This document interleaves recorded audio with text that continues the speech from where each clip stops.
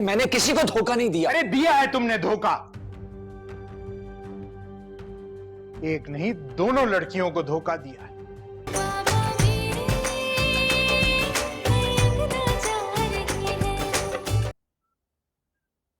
कभी हमने तुम्हारी कोई ख्वाहिश, कोई फरमाइश ना पूरी की? बाबा, मैंने हमेशा आप लोगों की सारी बातें मानी है। कभी किसी बात पर एतराज किया नहीं किया, लेकिन अब तो तुमने हमारे एतबार को ठेस पहुंचाई है ना। अजहर साहब के सामने हमने बड़े मान से अपनी झोली फैलाई थी। उन्होंने उतनी इज्जत के साथ अपनी बेटी हमारी झोली में डाल दी। अरे जिन दिनों शादी की तैयारियां चल रही थी, कम से कम उन्हीं दिनों में तुमने कुछ कह देना था। बाबा, मैंने बताने की कोशिश की थी, लेकिन आप लोग कुछ सुनने को तैयार ही नहीं थे। आप लोगों को तो बस मेरे लिए दुल्हन और अपने लिए पोता पोती चाहिए थे। क्या हमारी ये ख्वाहिश, हमारी चाहत अपने इकलौते बेटे से क्या गलत थी?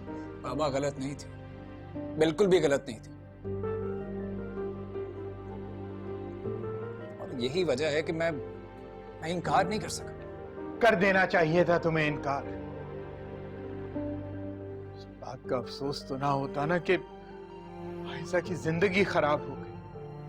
बाबा, आयशा की जिंदगी कैसे खराब हो सकती है? अरे तुम इतने नासमझ नहीं हो जितने तुम बन रहे हो। अरे इतनी बड़ी बात है, कब तक छुपाई जाएगी ये? बाबा, छुप सकती है। अगर आप और अम्मी चाहें तो किसी को कुछ पता नहीं चलेगा, आयशा को भी नहीं। तुम ये चाहते हो कि हम तुम्हारे धोखे में शरीक हो जाएं? अरे मैंने किसी को धोखा नहीं दिया। अरे दिया है तुमने धोखा।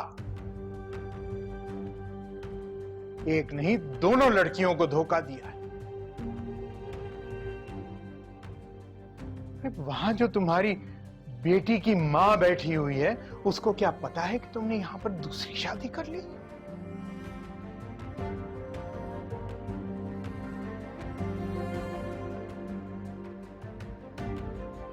नहीं पता।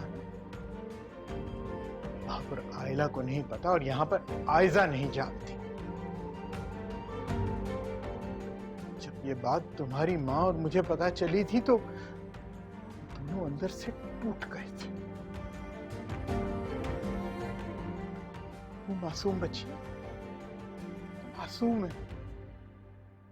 उनको ये बात पता चलेगी तो एक दिन अंदर से वो भी टूट जाएंगी। तुम्हारी माँ और मैं तो जिंदगी की ऊंच नीच बर्दाश्त करते हुए मजबूत हो गए। बच्चियां, वो तो अपने दिलों में हजारों ख्वाहिशें लिए अपने हर दिन को खूबसूरत बनाने के ख्वाब अपनी आंखों में सजाए बैठी है। और जब ये ख्वाब टूटेंगे तो कैसे समेटोगे तुम उन्हें? और जब आयजा के माँ बाप को यह बात पता चलेगी तो तुम उनसे कैसे आंख मिला सकोगे? ये बात कभी सोची है तुमने?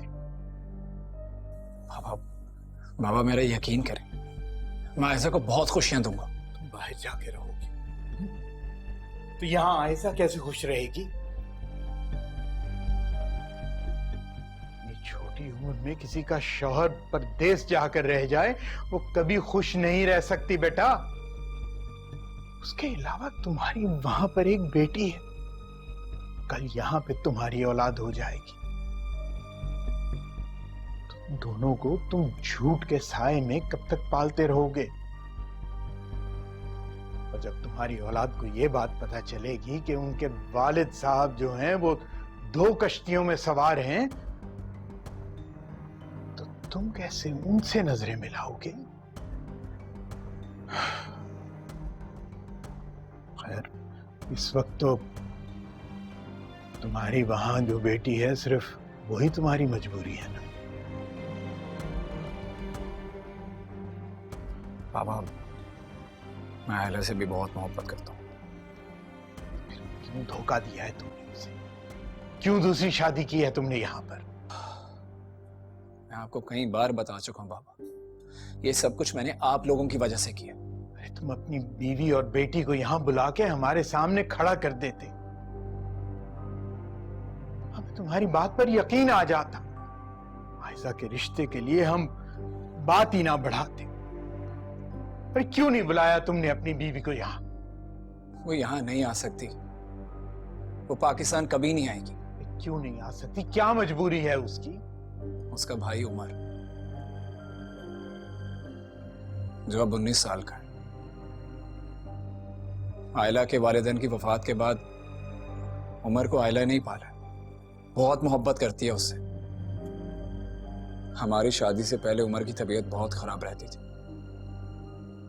कई हफ्तों के इलाज के बाद पता चला कि उसका लिवर फेलियर की तरफ जा रहा है।